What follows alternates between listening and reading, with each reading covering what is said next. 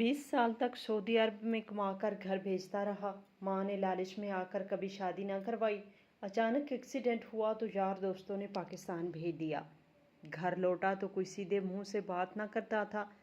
छोटी भावज ने घर से निकालने के लिए मुझ पर बहतान लगा दिया। रात के 2 बजे जब भाइयों ने धक्के देकर घर से निकाला तो मैं बरसती हुई बारिश में रो रो कर अल्लाह से मौत की भीख मांग रहा था। जब ही सामने से आती हुई गाड़ी ने जोरदार ब्रेक मारी। और मैं घर का बड़ा बेटा था और मेरी माँ को मुझसे बहुत उम्मीदें थी। जब मेरे वालिद दुनिया से रुखसत हुए तो इनके चेहरे पे सुकून था और उन्होंने जाते जाते सिर्फ एक जुमला कहा कि मैं अपनी नौकरी अपने बेटे के लिए छोड़ के जा रहा हूँ, वही इसे संभालेगा। और मेरा यकीन था कि ये नौकरी मेरे लिए नई ज़िंदगी का आगाज़ होगी। लेकिन मेरी माँ ने जैसे ही कागजी कार्रवाइयाँ मुकम्मल की वैसे ही मुझे पास बैठाकर कहा कि ये नौकरी तुम्हारे लिए नहीं है, ये तनख्वाह तुम्हारे लिए कुछ भी नहीं। तुम यहाँ रहकर जितने सालों में जोड़ोगे इतने पैसे तो तुम बाहर जाकर 1 साल में बना लोगे। और जब माँ ने कहा तो मेरे लिए इनकार करना मुमकिन ही न रहा, क्योंकि मैं जानता था कि इनकी ज़िंदगी मेरे बाप के बाद सिर्फ हमारी भाग दौड़ में ही लगी है। वो दिन रात हमारे लिए जीती है और शायद इसीलिए वो कभी मेरे लिए कुछ बुरा चाह ही नहीं सकती।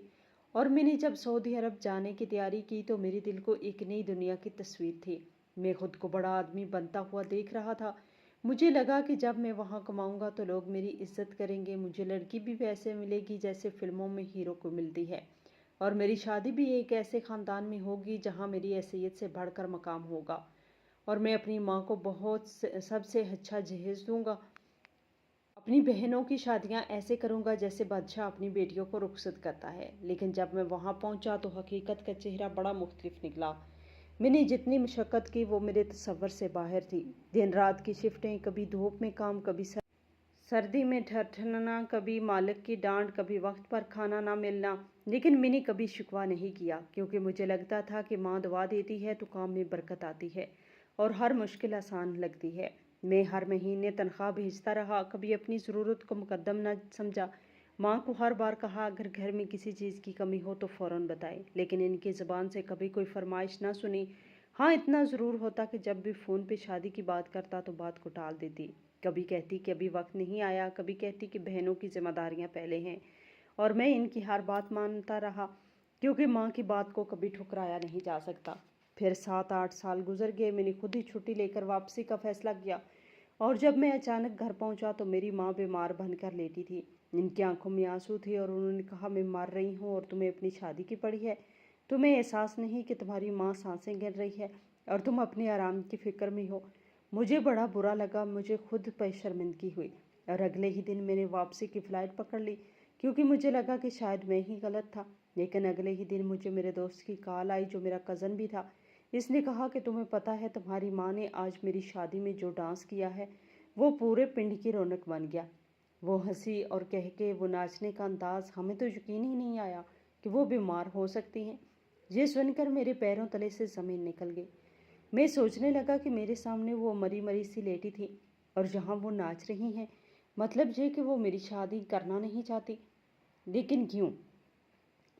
पता चला मैं क्यों इतना अंधा था। कुछ अरसे बाद मैंने शादी का नाम लेना छोड़ दिया, क्योंकि दिल टूट चुका था। यहाँ तक कि मेरे छोटे भाई की शादी हो गई। इसकी बीवी इतनी खूबसूरत थी कि हर कोई तारीफ़ करता। इसका अंदाज, इसका लिबास, इसकी बातें, सब कुछ लोगों को मुतासर करता।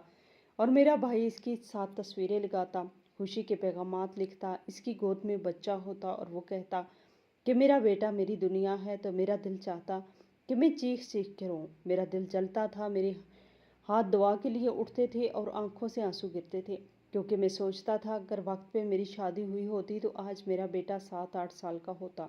वो स्कूल जाता और मेरा नाम पकार के भागता।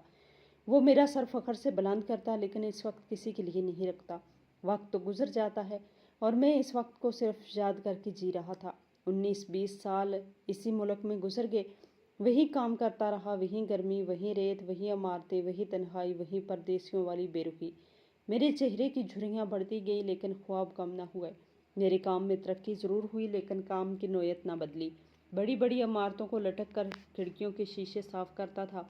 हर सुबह दुआ मांग कर निकलता कि अल्लाह आज भी हिफाजत फरमाना, कहीं रस्सी ना टूटे, कहीं हाथ ना छूटे, क्योंकि वहाँ किसी का कोई पुरसाने हाल नहीं होता। जिंदगी एक धागे पर लटकी हुई थी, और वही धागा जब किसी की दुआ से मजबूत हो जाता है तो कभी किसी की बद्दुआ से लरजने लगता है। पैसों में इजाफा हुआ, लेकिन इज्जत में कमी आती गई, क्योंकि वक्त के साथ साथ इंसान दौलत कमा सकता है लेकिन अपनों की मोहब्बत नहीं खरीद सकता। मेरे पैसों से घर चलता रहा, बहनों की शादियां हुई, भाइयों की ज़रूरतें पूरी हुई, घर में हर शय मुकम्मल थी, सिर्फ मैं ही नामुकम्मल रहा। एक दिन ऐसा आया कि मामूल के मुताबिक मैं एक ऊंची इमारत की खिड़की साफ कर रहा था। मुझे याद है कि बहुत हवादार दिन था और मैं हवा के झोंकों को मामूल की बात समझकर अपना काम करता रहा। अचानक मेरे पाँव का तवाज़ुन बिगड़ा, रस्सी खिंच गई और फिर यकदम कुछ चिरचिराहट सी सुनाई दी, जैसे कोई पुराना धागा टूटता है। मेरी रस्सी टूट गई, मैं नीचे की तरफ लुढ़क गया। मेरा वजूद जैसे हवा में मुहल्लक हो गया। नीचे पहुंचते पहुंचते मैं बेहोश हो चुका था। जब होश आया तो मेरे पाँव में नाकाबिले बयान तकलीफ थी। डॉक्टर ने बताया कि मेरी टांग में नुक्स आ चुका है, अब पहले जैसा काम करना मुमकिन नहीं रहा। वहाँ मेरा कोई नहीं था, कोई ऐसा नहीं था जो सुबह शाम जिम्मेदारी करता। वहाँ सिर्फ वही लोग होते हैं जिन्हें अपने काम से फुर्सत नहीं मिलती। परदेश में दर्द संभालने वाला कोई नहीं होता। वहाँ सिर्फ वक्त होता है जो जख्मों को चाटता है, और दोस्त यार वही थे जो मेरे साथ एक ही डेरे में 20 साल से रह रहे थे। इन्हीं ने थोड़ा बहुत सहारा दिया और दवा दारू की कोशिश की, लेकिन जैसे ही तबीयत ज़रा संभली उन्होंने साफ साफ कह दिया कि तू वापस चला जा, क्योंकि घर जैसी खिदमत यहाँ किसी के बस की बात नहीं, ना ही कोई करने वाला है और ना ही हम कुछ कर सकते हैं। उन्होंने वापसी के इंतज़ामात किए और मुझे जैसे ही टिकट मिला मैं वापस रवाना हो गया। जब इतने बरसों बाद घर वापस आया, वो भी एक माजूर और लंगड़ाती चाल के साथ, तो लोगों की आंखों में खुशी नहीं हैरत थी, जैसे वो सोच रहे हों कि अब ये वापस नहीं जाएगा, अब ये हमारे दरमियान रहेगा और हमारा बोझ बनेगा। मेरे चेहरे पर जो वक्त की मोहर लगी थी वो सबको नजर आ रही थी, और मेरी टांग का नुक्स गोया मेरे वजूद की बेबसी का ऐलान था। अब मुझे कोई इज्जत देने वाला नहीं था। मेरे अपनों ने मुझे वो एहसास नहीं दिया जो मैं परदेश में दोस्तों के दरमियान महसूस करता था। वो माँ जिसने हमेशा कहा था कि तू बड़ा है, तुझे कुर्बानी देनी है, इसने भी मुंह मोड़ लिया। अब मैं खूनी रिश्तों के दरमियान था, लेकिन इन रिश्तों में जज्बात का खून हो चुका था। मुझे लगा जैसे अब मैं इनके लिए एक बोझ बन चुका हूँ। मैंने अपनी माँ से कहा कि मुझे कम से कम एक कमरा तो दे दो, क्योंकि अब मैं कहीं जा नहीं सकता, मुझे जहाँ रहना है। इस पर भी इन्हें और ख़ास तौर पर मेरे छोटे भाई की बीवी को बहुत बुरा लगा। उन्होंने इससे कहा कि हमें 2 कमरे चाहिए, क्योंकि अब बच्चे बड़े हो रहे हैं, इनको जगह चाहिए और अब ये भाई हमारे हिस्से का कमरा लेगा। मैंने कहा कि पूरा घर तो मैंने बनाया है, मुझे तो सिर्फ एक कमरा चाहिए। मैंने इन सब की खुशियों के लिए अपनी जवानी कुर्बान कर दी, अब अगर एक कमरा मांगा है तो क्या ज्यादती की है। मैंने वो कमरा ले लिया और वहीं पड़ा रहता। दिन भर कोई पूछने वाला नहीं होता। कभी कभार कोई आकर पूछ लेता कि तबीयत कैसी है, तो मैं हाँ ठीक है कह देता। वैसे भी अब किसी को फ़र्क नहीं पड़ता कि मैं जीता हूँ या मरता हूँ। दिन भर फ़ोन पर लगा रहता, यूट्यूब की वीडियोस देखता रहता और सोचता कि इतने साल परदेश में गुजर गए, लेकिन मैं क्या लेके लूटा। कभी कुछ भी नहीं, ना बीवी, ना बच्चे, ना सुकून, ना इज्जत, ना कोई मोहब्बत। मुझे वो सब कुछ ना मिला जिसका मैंने ख्वाब देखा था। एक दिन मेरा एक पुराना कज़न मुझसे मिलने आया। इसने जब मेरी माँ से बात की तो कहा कि अभी भी इसकी शादी हो सकती है, अब तो बूढ़े लोग भी शादी करते हैं, क्यों नहीं करते। माँ ने फ़ौरन कहा कि अब मेरी बूढ़ी हड्डियों में इतनी ताकत नहीं कि मैं इसके लिए रिश्ता तलाश करती फिरूं, और फिर कौन करेगा इससे शादी, इसके तो बाल भी सफ़ेद हो चुके हैं। ये सुनते ही मेरा दिल करची करची हो गया, जैसे मैंने सफ़ेद बाल खुद उगा लिए हों, जैसे ये मेरा कसूर हो। मैं चुप हो गया और अपने कज़न से कहा, बस शादी की बात छोड़ दे, अब मुझे किसी की बेटी से शादी नहीं करनी। अब ना किसी के ख्वाब देखने की हिम्मत है और ना ही इन ख्वाबों के टूटने का हौसला है। मुझे एक दिन मेरे छोटे भाई के कमरे से तेज़ आवाज़ें सुनाई दी। वो आवाज़ें ऐसी थी जिनमें नफ़रत भी थी, गुस्सा भी था और साजिश की बू भी आ रही थी। आवाज़ें बंद दरवाजे के पीछे गूंज रही थी और मैं दीवार से कान लगा कर सुनता रहा। छोटी भाभी कह रही थी कि तुम्हारा भाई क्यों हमारे घर पे काबज़ हो गया है, इसे यहाँ से निकालो। ये क्या बात हुई कि हम 2 कमरे मांगे और वो खुद एक कमरे पर काबज़ हो जाए। तुम कुछ नहीं करते नवीद। और नवीद कह रहा था कि यार मैं कैसे निकालूं, भाई है मेरा, मजाक थोड़ी है کہ بھائی کو گھر سے نکال دو۔ بھائی کو نکالنے کے لیے کوئی بہت بڑی بات ہونی چاہیے، کوئی ثبوت ہونا چاہیے، کوئی ایسی بات ہونی چاہیے کہ جس سے ماں کو بھی یقین آ جائے اور خاندان والوں کو بھی بولنے کا موقع نہ ملے۔ میں یہ سن کر کانپ اٹھا۔ میں حیران ہو رہا تھا کہ اب مجھے گھر سے نکالنے کے لیے باتیں ہو رہی ہیں، جیسے میں کوئی چور ہوں، کوئی بوجھ ہوں، کوئی بیکار انسان ہوں، جیسے میں اس گھر کا فرد ہی نہ رہا ہوں، جیسے کسی چوہے کو گھر سے نکالنے کی بات ہو رہی ہو۔ میرا دل جل کے راکھ ہو رہا تھا، لیکن میں خاموش رہا۔ جب کوئی اپنی دشمنی چھپ کر کرے تو بندہ نہ شور کر سکتا ہے، نہ صفائی دے سکتا ہے۔ میں نے سوچا کہ وقت کا انتظار کرو، شاید یہ طوفان خود ہی گزر جائے، لیکن مجھے کیا پتا تھا کہ یہ طوفان کے بیچ میں پھینک دیا جائے گا۔ ایک دن میری چھوٹی بھابھی نے مجھے اپنے کمرے میں بلایا اور کہا کہ بھائی ذرا آ کر یہ بلب ٹھیک کر دے، بڑا مسئلہ ہو رہا ہے۔ بلب نہیں چل رہا تھا اور نوید گھر میں نہیں ہے۔ میں نے سوچا چلو آخر کار اس نے مجھے کسی کام کے قابل تو سمجھا، ورنہ تو یہ مجھے دیکھتی بھی نہیں تھی اور پہلی بار مجھے کچھ کہا تھا۔ اگر میں انکار کرتا تو یہی کہتی کہ یہ تو کوئی کام کا نہیں ہے۔ میں کمرے میں چلا گیا اور جیسے ہی بلب کی طرف بڑھا، اس نے دروازہ بند کر دیا اور ایک کونے میں کھڑی ہو کر چیخنا چلانا شروع کر دیا۔ نوید نوید مجھے بتاؤ، یہ مجھے ہاتھ لگا رہا ہے، یہ میرے ساتھ کچھ کرنے لگا ہے۔ میں ششدر رہ گیا۔ میں نے کہا تم پاگل ہو گئی ہو، میں نے کچھ بھی نہیں کیا، میں تو صرف بلب دیکھنے آیا تھا، تم نے خود مجھے بلایا تھا۔ وہ پھر بھی چیختی رہی جیسے میں کوئی بھیڑیا ہوں جو اسے نوچنے آیا ہے۔ میں دروازے کی طرف لپکا اور جیسے ہی باہر نکلا، سامنے میرا بھائی نوید اور میرا ایک اور چھوٹا بھائی کھڑے تھے۔ انہوں نے مجھے آنکھوں ہی آنکھوں میں مجرم بنا دیا اور کہا کہ شرم آنی چاہیے آپ کو، آپ کی شادی نہیں ہوئی، اس کا مطلب یہ تھوڑی ہوتا ہے کہ آپ گھر کی عورتوں پہ نظر رکھیں، آپ ایسا کیسے کر سکتے ہیں؟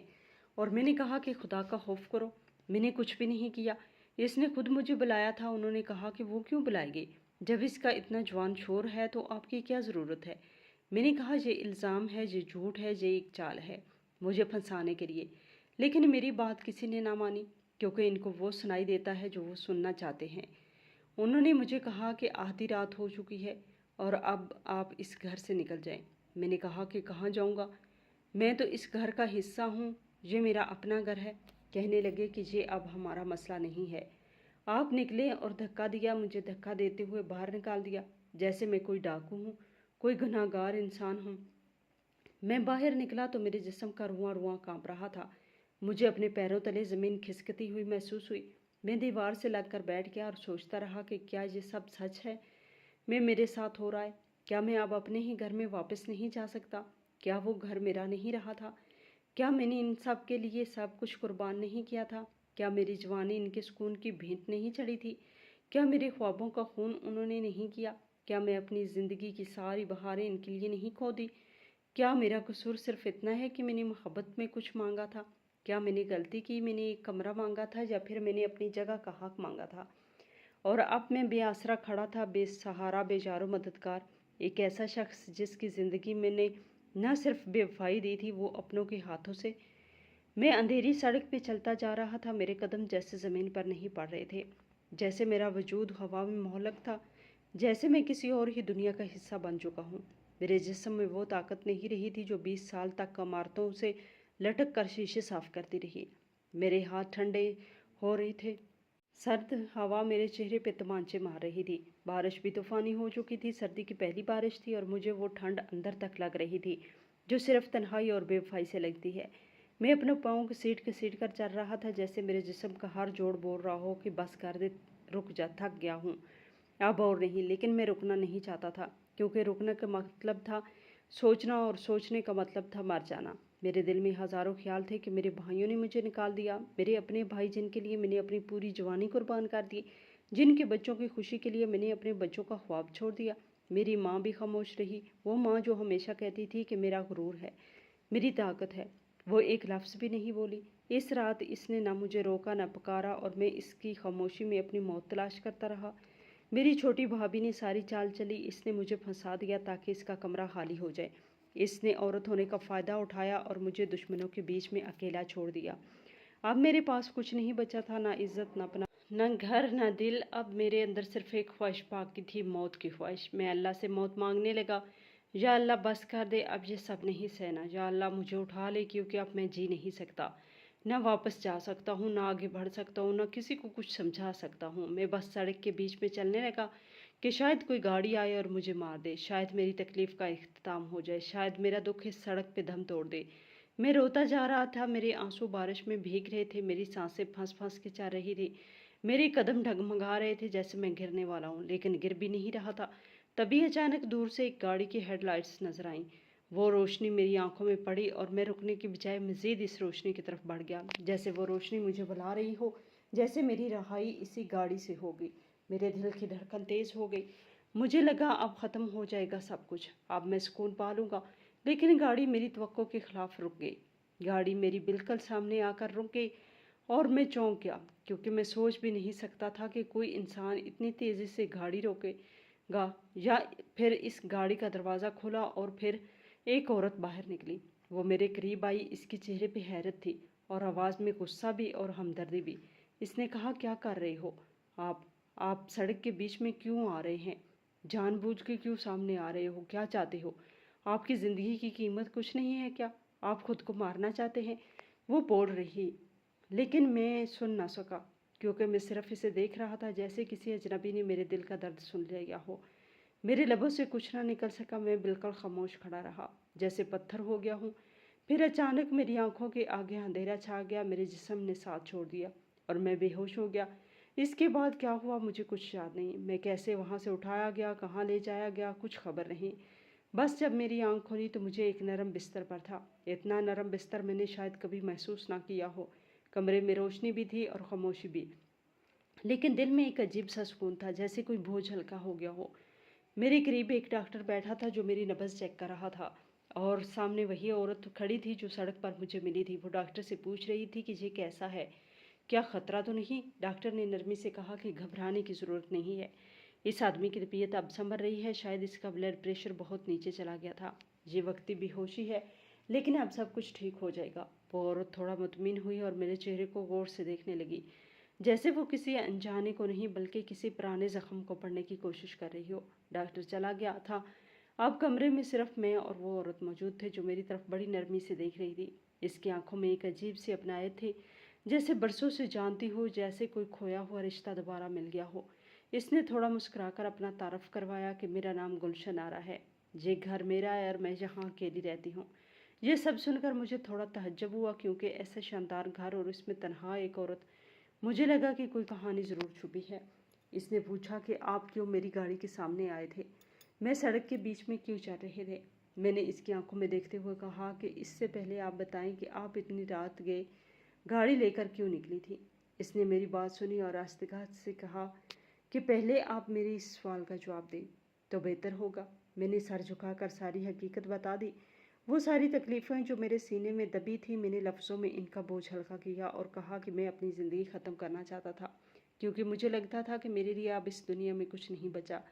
میں اپنے ہی گھر سے نکال دیا گیا تھا، میرے اپنوں نے مجھے بے دخل کر دیا تھا اور میں اب کہیں کا نہیں رہا تھا، اس لیے سڑک کے بیچ میں چل رہا تھا تاکہ کوئی گاڑی مجھے مار دے، میری زندگی کا خاتمہ ہو جائے۔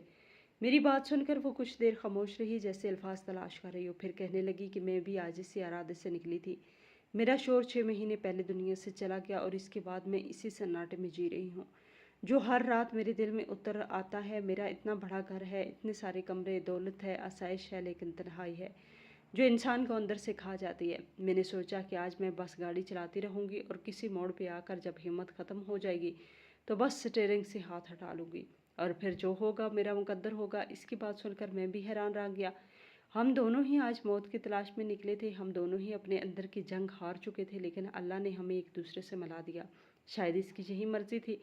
ہم دونوں کچھ دیر خاموش رہے، لیکن اسی خاموشی میں بھی ایک سکون تھا، ایک ایسا احساس جو زندگی کی طرف لوٹنے میں پہلی سیڑھی تھی۔ اس نے کہا کہ اگر چاہیں تو کچھ دن یہاں رہ سکتے ہیں، ویسے بھی آپ کی حالت ایسی نہیں کہ اکیلے باہر جا سکیں، آپ کا پاؤں بھی ٹھیک نہیں ہے اور طبیعت بھی کمزور ہے۔ میں نے اسے شکریہ کہا اور وہیں رک گیا۔ کچھ دنوں میں ہم دونوں ایک دوسرے کے ساتھ بیٹھنے لگے، چائے پینا، کھانا کھانا، چھوٹی چھوٹی باتیں کرنا، سب کچھ جیسے معمول بن گیا تھا۔ ہم دونوں اپنی اپنی زندگیوں کے دکھ بانٹتے تھے، جیسے برسوں سے ایک دوسرے کو جانتے ہوں۔ ایک دن اس نے میری طرف دیکھ کر کہا کہ میں آپ سے کچھ کہنا چاہتی ہوں۔ میں نے کہا جی کہ یہ، وہ تھوڑا جھجکی، پھر کہا کہ میں چاہتی ہوں کہ آپ میرے شوہر بن جائیں۔ میں اکیلی ہوں اور آپ بھی اکیلے ہیں، ہم دونوں ایک دوسرے کو سمجھتے ہیں اور میں یقین سے کہہ سکتی ہوں کہ آپ میرے لیے اچھے ہمسفر ثابت ہوں گے۔ میں تھوڑا خاموش ہوا، لیکن دل کے کسی کونے میں خوشی کی ایک لہر دوڑ گئی، کیونکہ پہلی بار کسی نے مجھے اپنائیت دی تھی، عزت دی تھی، مجھے چاہا تھا۔ میں نے فوراً ہاں کہہ دی اور ہم دونوں نے نکاح کر لیا۔ وہ واقعی بہت امیر عورت تھی، اس کے پاس کسی چیز کی کمی نہیں تھی۔ گھر تھا، نوکر تھے، کاریں تھیں، بینک بیلنس تھا، زیور تھے، لیکن اس سب سے زیادہ جس کی کمی تھی وہ ایک مخلص شوہر تھا، جو اس سے سمجھ سکے، جو اس کے ساتھ بیٹھ کر چائے پی سکے، اس کے ساتھ وہ شام گزار سکے، جو اس کی بات سنے اور اس کی خاموشی کو محسوس کر سکے، اور اسے میری صورت میں مل گیا۔ اب ہم دونوں اس بڑے سے بنگلے میں بہت سکون سے رہتے ہیں، نہ مجھے اب کسی چیز کی فکر ہے نہ اسے، کیونکہ ہم دونوں نے اپنی زندگی کی سب سے بڑی جنگ جیت لی ہے، تنہائی کی جنگ، اور اب ہمارے پاس سب کچھ ہے اور سب سے بڑھ کر ایک دوسرے کا ساتھ ہے۔ اس عورت کا ایک بہت بڑا کاروبار بھی تھا جو اس کے شوہر کے وقت سے چل رہا تھا اور بہت کامیاب تھا، لیکن شوہر کے جانے کے بعد وہ کاروبار ایسے ہی چل رہا تھا جیسے ایک لاوارث جسم جس میں جان نہ ہو۔ گلشن آرا نے ایک دن مجھے کہا کہ اب یہ سب کچھ تم سنبھالو، کیونکہ نہ میں آفس جا سکتی ہوں، نہ میٹنگز اٹینڈ کر سکتی ہوں۔ پہلے سب کچھ میرے شوہر دیکھتے تھے اور اب میں اکیلی ہوں، تو بہتر ہے تم یہ ذمہ داری لے لو، کیونکہ تمہیں میں جانتی ہوں، تم پہ بھروسہ ہے۔ میں نے آفس جانا شروع کیا، کچھ ہی مہینوں میں وہ کاروبار میری سمجھ میں آ گیا۔ میں نے اسے ایک نیا رنگ دینا شروع کیا، میں نے پرانے نظام میں نئی روح پھونک دی، میں نے ایمانداری سے دن رات محنت کی، کیونکہ اب وہ سب کچھ گلشن آرا کا نہیں بلکہ میرا بھی تھا۔ آج آفس میں انٹرویو ہو رہے تھے اور میں اپنی ٹیم کے ساتھ موجود تھا۔ امیدوار آتے جا رہے تھے اور انٹرویو دیتے جا رہے تھے، تب مجھے پتہ چلا کہ اب جس لڑکی کو اندر بلایا گیا ہے وہ کوئی اور نہیں بلکہ میرا چھوٹا بھائی ہے، وہی بھائی جس نے مجھے آدھی رات کو دھکے دے کر گھر سے نکالا تھا۔ وہ اندر آیا اور مجھے دیکھ کر چونک گیا، جیسے اس کے پیروں سے زمین نکل گئی ہو۔ کہنے لگا، آپ یہاں؟ آپ تو ایسے لگ رہے ہیں جیسے مالک ہو اس کمپنی کے۔ میں نے کہا، تمہاری آنکھیں ٹھیک کہہ رہی ہیں، میں ہی اس کمپنی کا مالک ہوں۔ اب تم بتاؤ، تم یہاں کیوں آئے ہو؟ اس نے کہا کہ نوکری کے لیے آیا ہوں، کیونکہ میری پرانی نوکری چلی گئی ہے اور اب گھر کا خرچ پورا نہیں ہو رہا، لیکن آپ یہاں ہو تو مجھے امید ہے کہ مجھے یہ ضرور نوکری ملے گی، کیونکہ آخر آپ میرے بھائی ہیں نا۔ میں نے کہا، ہاں کیوں نہیں ملے گی، تم باہر جا کر بیٹھو، ہم فیصلہ کر کے بتاتے ہیں۔ وہ خوشی خوشی باہر چلا گیا، لیکن میرے دل میں ایک عجب سی خاموشی تھی، ایک عجیب سی چپ تھی جس میں پرانے زخم تازہ ہو گئے تھے۔ تھوڑی دیر بعد ہم نے جب سیٹ کے لیے اعلان کیا تو اس نوکری کے لیے ایک اور لڑکے کا نام لیا گیا جو اس سے زیادہ پڑھا لکھا تھا اور اس کا تجربہ بھی بہتر تھا، اور وہ اس نوکری کا مستحق تھا۔ میرے بھائی کا نام نہیں لیا گیا۔ اگلے ہی دن وہ آفس آ گیا اور میرے کمرے میں آ کے کہنے لگا، آپ نے میرے ساتھ اچھا نہیں کیا، مجھے نوکری نہیں دی۔ میں نے کہا، تم نے میرے ساتھ کون سا اچھا کیا تھا؟ یاد نہیں وہ رات جب تم نے مجھے میری ماں کی آنکھوں کے سامنے گھر سے نکالا تھا؟ وہ الزام، وہ جھوٹ، وہ دھوکہ، سب کچھ بھول گئے ہو؟ اپنی بیوی سے پوچھو جس نے مجھے کمرے میں بلا کر خود دروازہ بند کیا تھا اور پھر شور مچا دیا تھا کہ میں نے اس کے ساتھ برا سلوک کیا ہے۔ تم لوگ چاہتے تھے کہ مجھے کمرہ خالی کروانا پڑے، تو تم نے سازش کی۔ اب تم مجھ سے وفا کی امید رکھتے ہو، تم کہتے ہو کہ تم میرے بھائی ہو، تو بھائی وہ ہوتا ہے جو بھائی کے ساتھ کھڑا ہو، نہ کہ اس کی جڑیں کاٹے۔ وہ شرمندہ سا ہو گیا اور وہاں سے چلا گیا۔ جاتے جاتے بس اتنا بولا کہ اب تو آپ کے پاس سب کچھ آ گیا ہے نا، اسی لیے آپ ہم جیسے لوگوں کو نیچا سمجھتے ہیں۔ میں نے کہا، ہاں یہی سمجھ لو، کیونکہ تم جیسے لوگ صرف اپنا فائدہ دیکھتے ہو، اور جب کسی کے پاس کچھ نہیں ہوتا تو تم اس کے لیے زمین بھی تنگ کر دیتے ہو، لیکن جب وہ کچھ حاصل کر لے تو تم اس کے دروازے پہ آ کر کھڑے ہو جاتے ہو۔ معاف کرنا، میرے پاس تمہارے لیے کچھ نہیں۔ میں نے اس کی مدد نہیں کی، کیونکہ جن لوگوں نے مجھے اندھیری رات میں بے سہارا چھوڑا تھا، ان کے لیے میرے دل میں نہ رحم تھا نہ گنجائش۔ بس اب میں اپنی بیوی گلشن آرا کے ساتھ اپنی زندگی گزار رہا ہوں، ایک اچھی اور سکون بھری زندگی جس میں عزت ہے، محبت ہے اور سکون ہے۔ وہ سب کچھ ہے جو مجھے کبھی اپنے گھر سے نہیں ملا تھا۔ زندگی میں سب سے بڑی حقیقت یہ ہے کہ وقت کسی کا انتظار نہیں کرتا اور نہ ہی کسی کی قربانیوں کی گنتی کرتا ہے۔ وقت صرف گزر جاتا ہے اور گزر جاتا ہے تو بس یادیں دے جاتا ہے، کچھ تلخ، کچھ میٹھے لمحے دے جاتا ہے، اور کچھ لوگ جنہیں ہم اپنا سب کچھ سمجھتے ہیں وہی لوگ ہمیں سب کچھ کھو دینے پہ مجبور کر دیتے ہیں۔ اس کہانی کا سبق یہی ہے کہ رشتے اگر صرف مفاد پر قائم ہوں تو وہ رشتے نہیں، بس وقتی تعلق ہوتے ہیں جو وقت کے ساتھ اپنا چہرہ دکھا دیتے ہیں۔ کبھی کبھی ہم اپنے خاندان کے لیے سب کچھ قربان کر دیتے ہیں، اپنا بچپن، اپنی جوانی، اپنے خواب، حتیٰ کہ اپنی خوشیاں بھی، لیکن بدلے میں ہمیں صرف دھوکہ ملتا ہے۔ یہ دھوکہ تب اور زیادہ تکلیف دہ ہو جاتا ہے جب وہ ہمیں اپنوں کے روپ میں دیا جاتا ہے۔ ہم سوچتے ہیں کہ ہمارے اپنے ہمیں کبھی نقصان نہیں دیں گے، کبھی ہمیں اکیلا نہیں چھوڑیں گے، لیکن جب وہی لوگ ہمارے خلاف سازش کرتے ہیں تو انسان اندر سے ٹوٹ جاتا ہے۔ इंसान को कभी भी किसी एक मकाम पर हार नहीं माननी चाहिए, क्योंकि रब की कुदरत बहुत बड़ी है। वो जिसे चाहे इज्जत दे, जिसे चाहे जिल्लत दे। वही माँ जो कभी हर बात पे रोती थी कि इसके बेटे की शादी हो जाए, वही माँ एक दिन खामोश तमाशाई बनकर अपने बेटे को घर से निकलता देखती है। लेकिन वही बेटा जब अल्लाह के हुक्म से कामयाब होता है तो इसके पास वापस नहीं जाता, क्योंकि जिन्होंने ज़ख्म दिए हों इनसे मरहम की उम्मीद नहीं रखी जा सकती। इंसान को अपने दिल के ज़ख्मों से सबक लेना चाहिए और इन ज़ख्मों को अपनी ताकत बनाना चाहिए, क्योंकि जो कुछ भी होता है वो हमें मजबूत बनाने के लिए होता है।